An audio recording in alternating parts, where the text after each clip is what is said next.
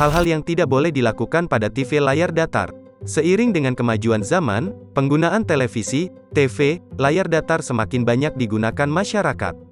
Namun, membersihkan layar TV datar tidak boleh sembarangan karena ada beragam hal yang tidak boleh dilakukan terhadap TV layar datar demi menghindari dari kerusakan.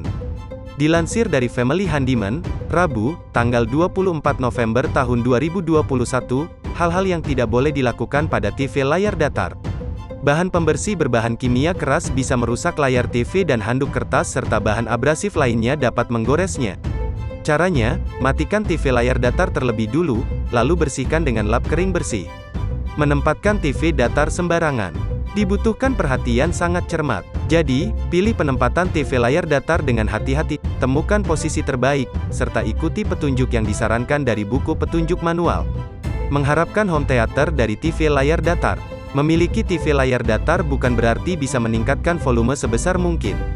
Ingat, tampilan dan komponen TV layar datar lebih tipis dan ramping dan begitu juga speakernya. Meremehkan potensi TV layar datar terjatuh. TV layar datar memiliki berat lebih ringan dibanding televisi tabung. Namun, TV layar datar bisa berbahaya bila posisi penempatannya salah.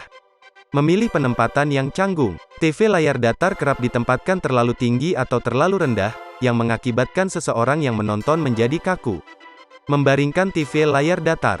Ketika hendak memindahkan TV layar datar, jaga agar posisinya tetap tegak. Sebab, TV layar datar dirancang dengan sangat hati-hati sehingga beratnya didistribusikan secara merata saat berdiri. Tidak menyingkirkan kabel yang mengganggu. Segala macam kabel yang berantakan di dekat TV layar datar tentu sangat mengganggu sehingga perlu dirapikan. Jangan lupa subscribe, share, komen, dan like ya!